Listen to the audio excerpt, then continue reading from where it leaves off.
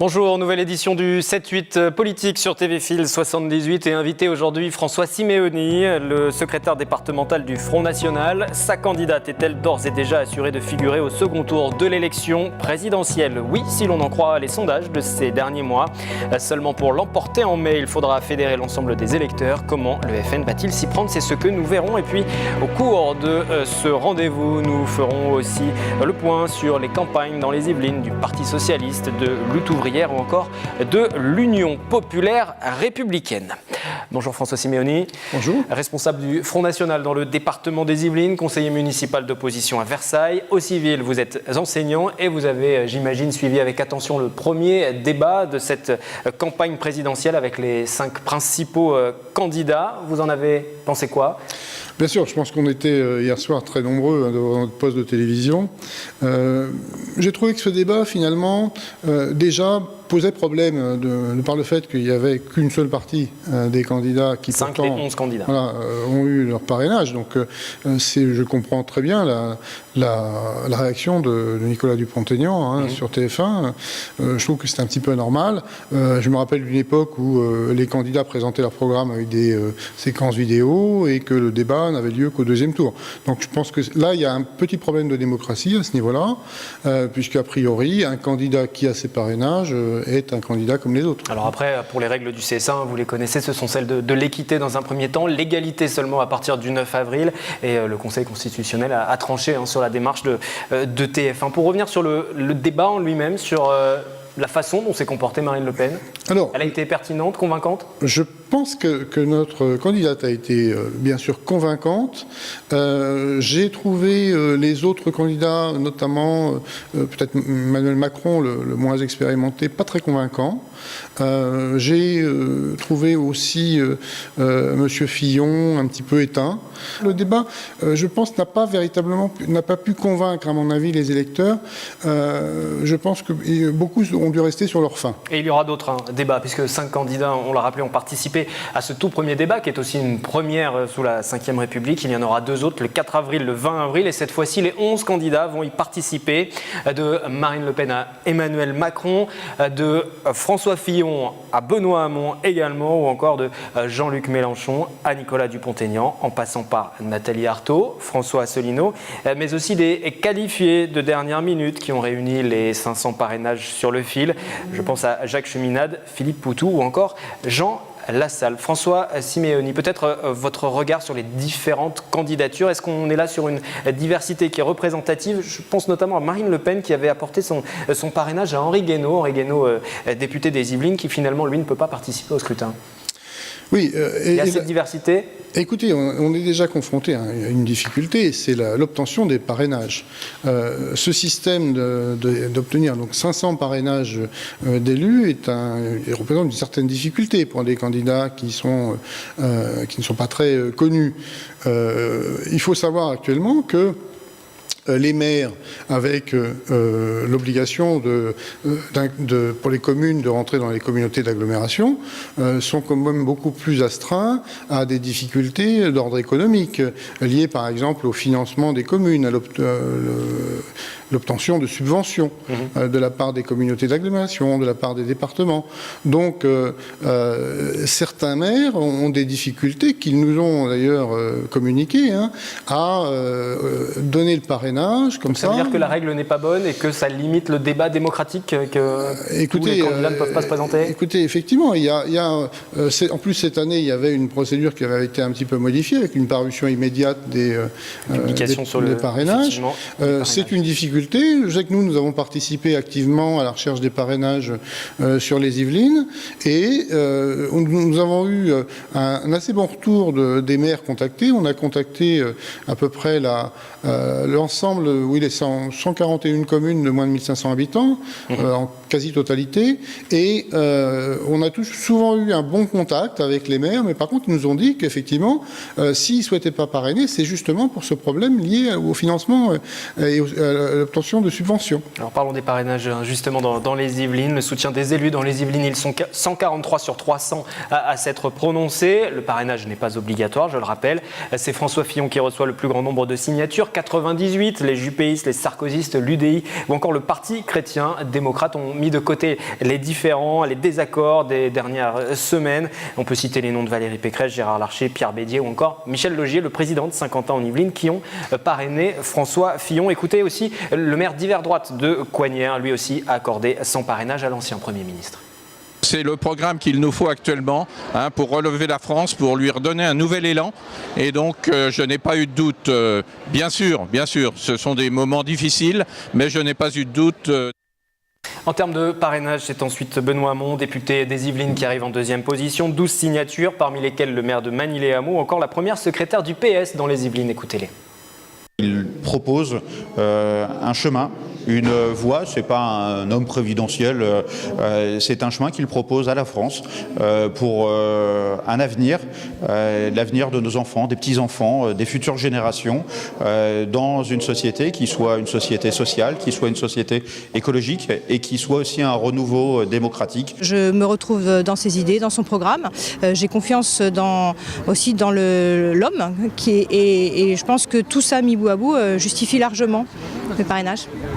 On remarquera tout de même que certains élus poids lourds dans le département, dont Catherine Tasca, la sénatrice PS des Yvelines, soutien de Manuel Valls pendant la primaire, n'a pas accordé de parrainage. Même chose d'ailleurs pour le maire de Trappes, Guy Malandin, Trappes où siégeait en tant qu'élu municipal Benoît Hamon. Pourtant, parmi les autres parrainages notables, ils sont 9 à avoir accordé leur signature à Emmanuel Macron, le maire d'hiver gauche des Mureaux ou encore le président du Modem des Yvelines, conseiller régional Bruno Millienne. Jean-Luc Mélenchon, lui, a séduit seulement 2 élus, dont Nelly Dutu, la maire de la Verrière. Et on va parler du cas de Marine Le Pen. Juste un mot de parrainage peut-être plus surprenant. La maire UDI de Voisins-le-Bretonneux qui a en effet porté son choix sur l'écrivain Alexandre Jardin. Ce qui m'a frappé chez lui, en tout cas je l'ai surtout connu sur les réseaux sociaux, et ce qui m'a frappé chez lui, c'est le bon sens de son discours. Et Dieu sait si c'est une valeur qui m'est chère, parce que j'ai gagné mes élections municipales justement sur le terrain du bon sens. Il parle aussi de bienveillance, et c'était aussi le thème de mes derniers vœux. Et je trouve qu'il tient un discours vraiment positif, puisqu'il parle même de révolte positive. Quand il y a des réactions, c'est plutôt pour se moquer de moi, même des gens de mon propre camp. Bon, bah ils font comme ils veulent, c'est une réaction comme une autre. Moi, je ne me moque de personne quand quelqu'un donne son parrainage. Je respecte ce qu'il fait. C'est pas le cas de tout le monde, mais c'est pas grave. François Simeoni, Marine Le Pen dans les Yvelines a reçu 2 parrainages. Le maire de Mantes-la-Ville, la conseillère régionale Yasmine Benzelmat aussi. C'est peu finalement ? Mais voilà, comme je vous l'ai expliqué, nous avons reçu les parrainages de nos élus. Alors, il est clair que les candidats qui sont soutenus par un appareil politique avec beaucoup d'élus, comme notamment le LR dans les Yvelines, obtiennent leur parrainage facilement. Mais encore une fois, il est évident que lorsqu'on téléphone et qu'on essaye d'obtenir ce parrainage, d'abord, il faut préciser que parrainer quelqu'un, ce n'est pas être en accord avec ses idées, c'est lui permettre de participer de se présenter, de participer au jeu démocratique. Donc c'est déjà une étape l'explication qu'il faut franchir. Et ensuite, il est clair que beaucoup de maires nous ont opposé ce problème lié au financement, et ça les tient. On sait très bien qu'il y a une réduction drastique de la participation de l'État aux communes, et donc si on coupe en plus les subventions du département et des communautés d'agglomération, je comprends la difficulté de la gestion des mairies. Donc ça, c'est une difficulté non négligeable. Ce qui m'amène justement à me poser des questions sur l'obtention par certains candidats des 500 parrainages, qu'ils obtiennent finalement certains assez facilement. Vu le mal qu'on a Vous évoquez à les qui, avoir, par exemple ?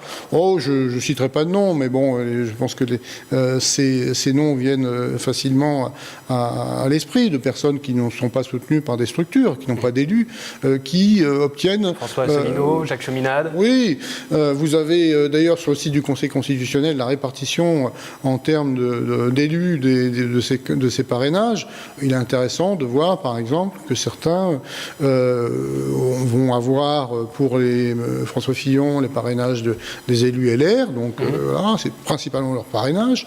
Les socialistes sont parrainés par les socialistes. Nous sommes parrainés par les élus du Front National. Et sur certaines candidatures, comme celle que vous mentionnez, c'est principalement du parrainage des LR aussi également. Oui. On va parler justement peut-être de certains de ces candidats. Je pense notamment à l'UPR, qui sont finalement des concurrents sur certaines de vos propositions. La sortie de l'euro, de l'Europe même par exemple. On va écouter le représentant de l'UPR dans les Yvelines, le représentant de François Asselineau. Il était récemment sur notre plateau. Écoutez. L'Europe, c'est la paix, ça c'est un slogan que j'entends depuis que je suis tout petit. En tout cas, au sein de l'Europe. Oui, au sein de l'Europe, ça dépend. Est-ce que l'Ukraine est dans l'Europe, par exemple? L'Ukraine est dans le continent européen et j'ai pas vraiment l'impression que le climat soit un climat pacifique en Ukraine actuellement. Mais l'Ukraine n'est pas au sein de l'Union européenne. C'est peut-être pour ça qu'elle n'est pas aujourd'hui en paix. On peut aussi faire le même raisonnement. Oui, pas encore. Mais moi, ça me fait penser à un épisode des Simpsons où il y avait un ours qui s'était échappé d'un zoo et il y a Homer qui fait toute une série de patrouilles pour empêcher les ours de venir. Et puis il dit à Lisa, regarde, ça marche. Voilà. Puis Lisa lui dit, ce que tu dis est fallacieux. Homer lui répond merci. Et Lisa essaye de lui faire comprendre qu'il n'y a aucun lien de cause à effet. Bon, c'est à peu près la même chose pour l'Union européenne. En fait, je pense que d'une part, on inverse la cause et la conséquence. C'est plutôt la paix qu'a fait l'Union européenne que l'inverse. Et nous pensons, à l'UPR, que l'Union européenne risque de nous entraîner vers la guerre, à des conflits notamment avec la Russie ou avec le monde arabo-musulman. François Simeoni, votre regard sur l'UPR et sur le programme de l'UPR, sur cette sortie de l'Europe, justement, est-ce que ça vous fait concurrence sur les propositions, la sortie de l'euro, la sortie de l'Europe? Tout d'abord, M. Asselineau est un excellent conférencier. Et son thème, effectivement, c'est essentiellement basé sur la réaction que devraient avoir les Européens face aux États-Unis. Pour lui, effectivement, la création de l'Union européenne est issue des États-Unis pour affaiblir l'Europe.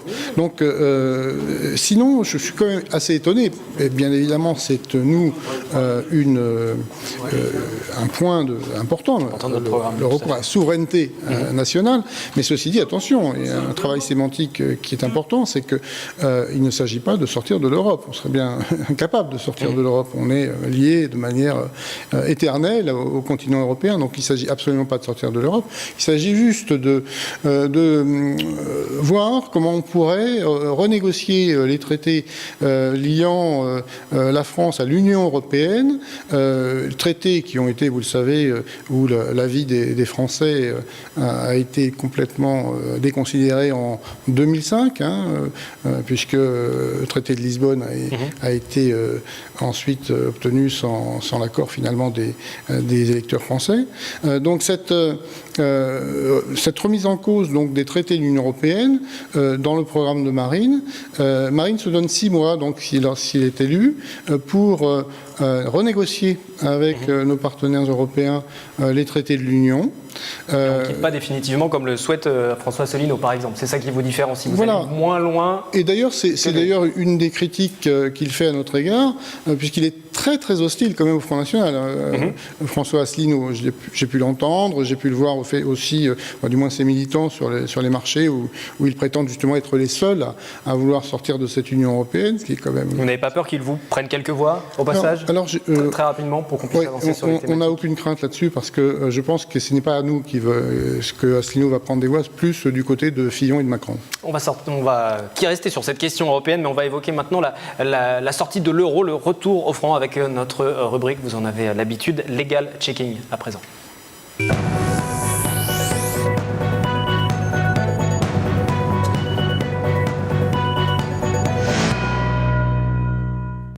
En partenariat avec les Surligneurs, ce site internet fondé par des membres de l'Université de Versailles-Saint-Quentin en Yvelines qui vérifie les fondements juridiques des propositions des candidats. Nous regardons régulièrement certains points du programme. Cela s'appelle du legal checking. Bonjour Nicolas. Bonjour. Et aujourd'hui, les questions de la sortie de l'euro.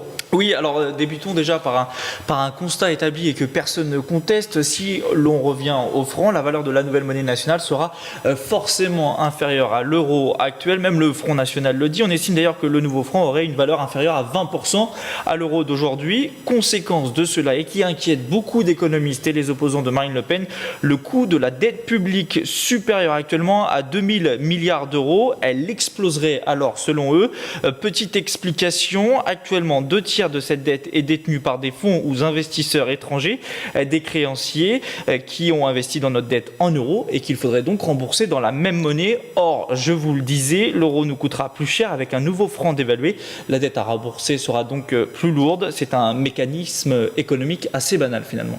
Le Front National dit que ce ne sera pas le cas finalement, que le scénario de l'explosion de la dette est exagéré. Oui, justement. Alors l'argument avancé par le Front National depuis maintenant quelques années, c'est celui de la loi monétaire, aussi appelée la Lex Monetae, qui autorise concrètement les États à rembourser par leur nouvelle monnaie la dette émise via des contrats qui sont de son droit. Or, 97% de la dette française est sous contrat français, du coup pas d'explosion de la dette selon le FN.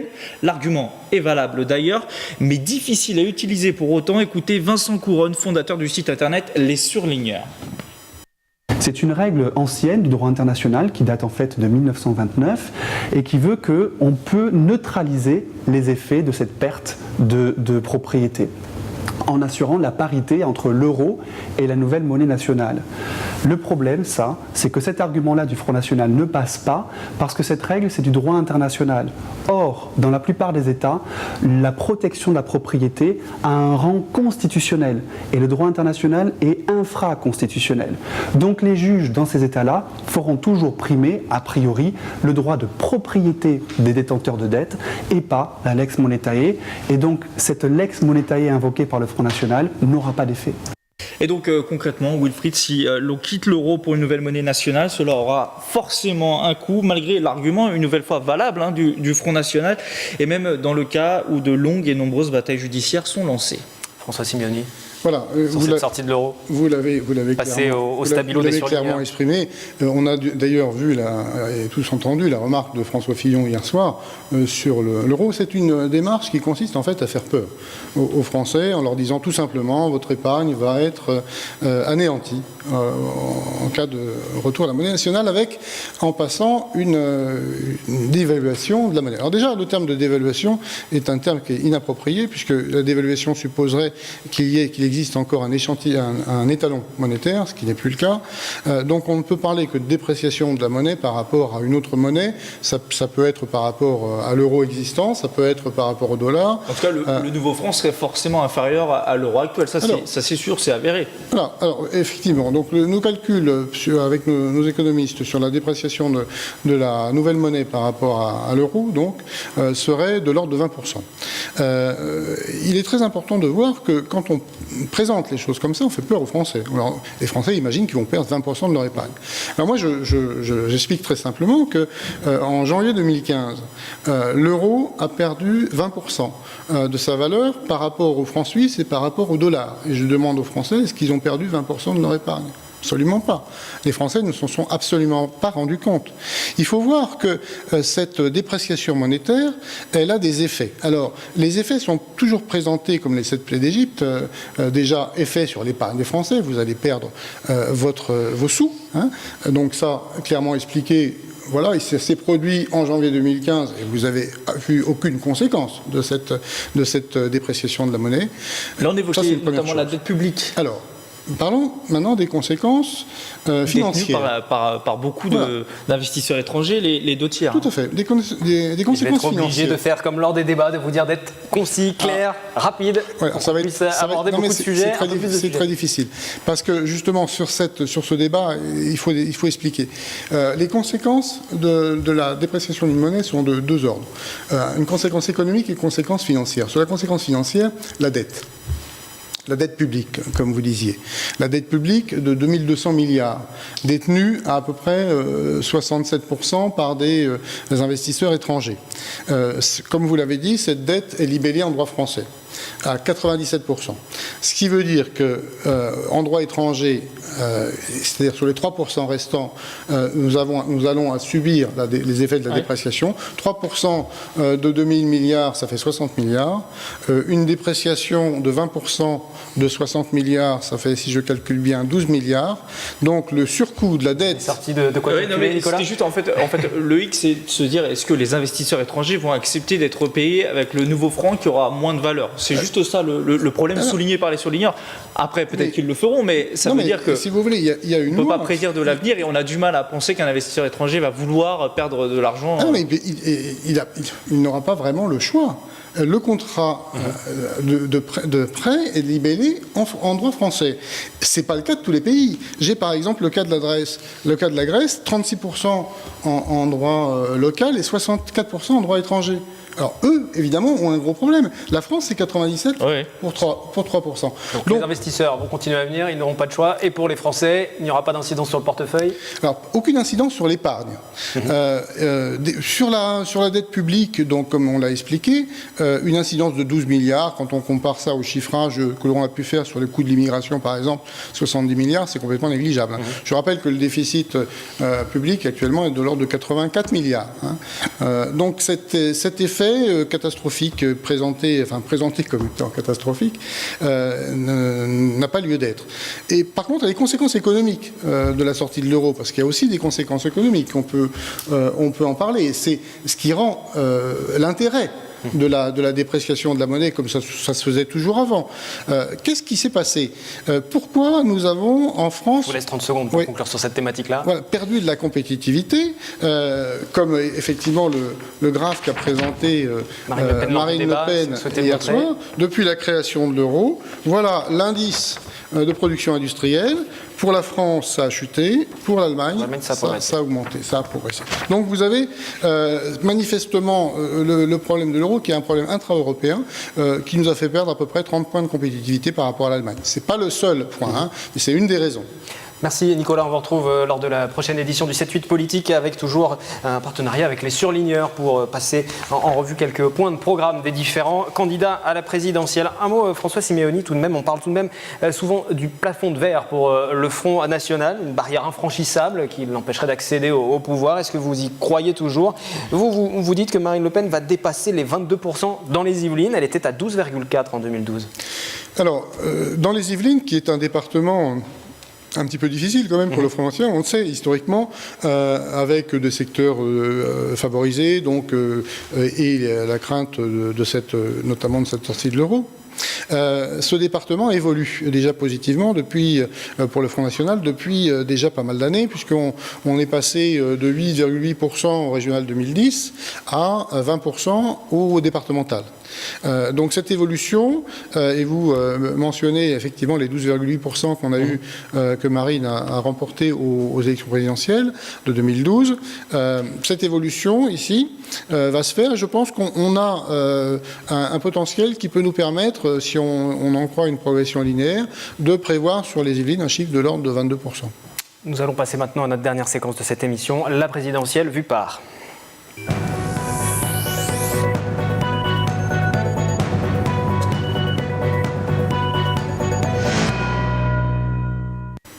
La campagne vue par les électeurs, par ceux qui vont se prononcer dans l'isoloir, une profession, une catégorie socio-professionnelle. Aujourd'hui, une petite entorse à cette règle. Nous sommes allés tout simplement sur le marché de Trappes. Écoutez les électeurs, clients, vendeurs. Voici les sujets de discussion actuellement.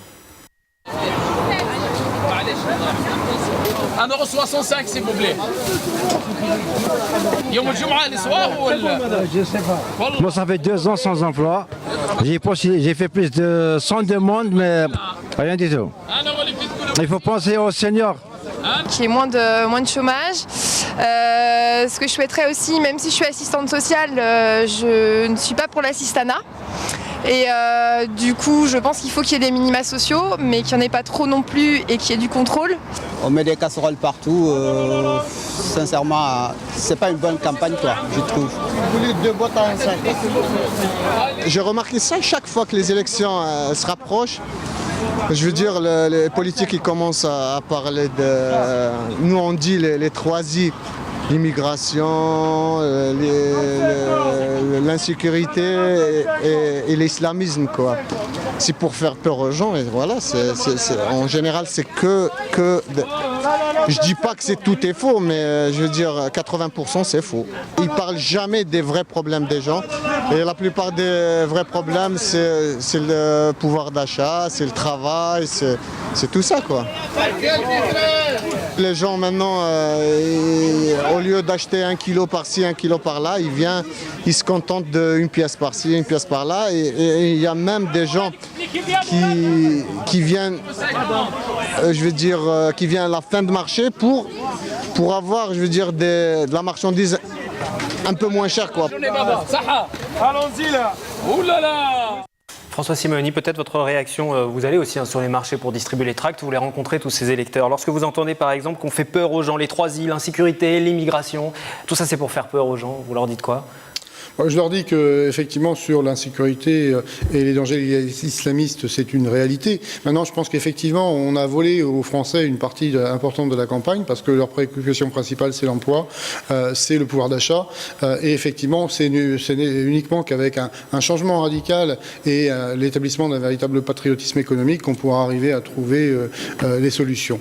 Moi, ce que je souhaite dire, c'est ceux qui se posent des questions, ils pourraient consulter donc les 144 propositions qui est sur le site Marine 2017, avec également un dossier très documenté sur l'euro, pour que les gens puissent se faire une idée par eux-mêmes. Et les candidats ont maintenant à peu près un mois pour vous convaincre justement d'aller voter pour eux pour cette élection présidentielle. Les 7-8 politiques reviendront bien évidemment sur cette campagne dans le département, nos différentes éditions du journal également. Merci François Simeoni d'avoir été notre invité. Lors du prochain numéro, je recevrai Lutte ouvrière pour évoquer la campagne. Très bonne soirée sur TV Fil.